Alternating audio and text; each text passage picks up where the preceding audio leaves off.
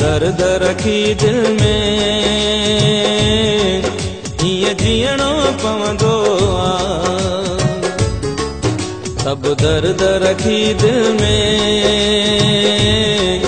हीअं जीअणो पवंदो आहे। छो पियो रोई कोई पुछे न, छो पियो रोई कोई पुछे न, थो ते को इल्ज़ाम अचे न। तुंहिंजो नाम मां कीअं खणा, चुप रहणो पवंदो आहे। सब दर्द रखी दिल में हीअं जीअणो पवंदो आहे। छो पियो रोई कोई पुछे न, छो पियो रोई कोई पुछे न, थो ते को इल्ज़ाम अचे न। तुंहिंजो नाम मां कीअं खणा, चुप रहणो पवंदो आहे। सब दर्द रखी दिल में हीअं जीअणो पवंदो आहे।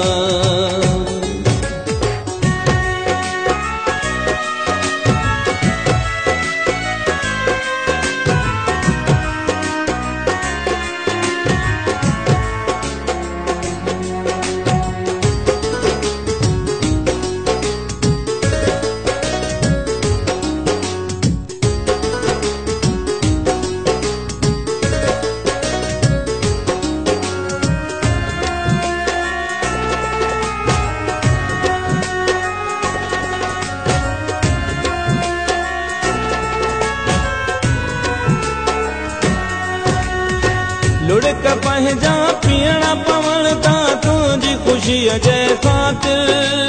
तुंहिंजे दर्दन आहे रोआरियो कीअं कयां मां ज़ाहिर।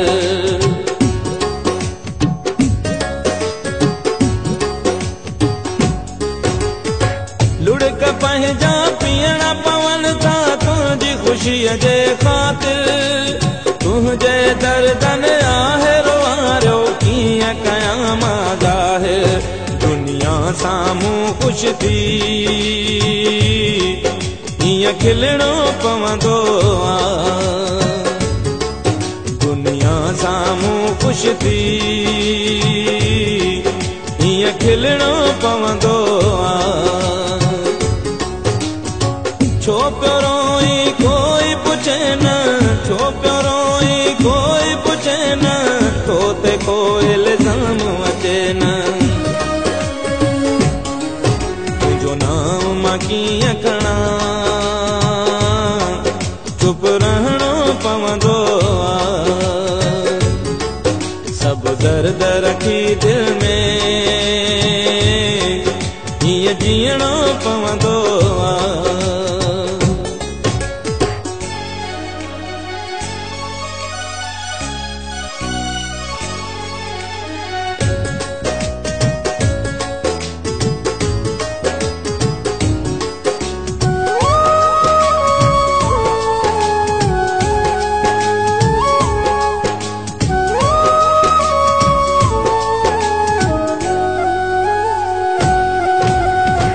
जिंदगी ॿई गॾिजी गुज़ारियूं हिन दिल जी हसरत हुई। हीअं लॻे थो ख्वाब हुयो को जेका तुंहिंजी मोहबत हुई।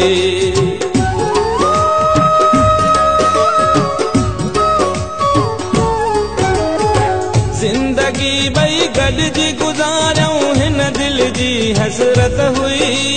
हीअं लॻे थो ख्वाब हुयो को जेका तुंहिंजी मोहबत हुई।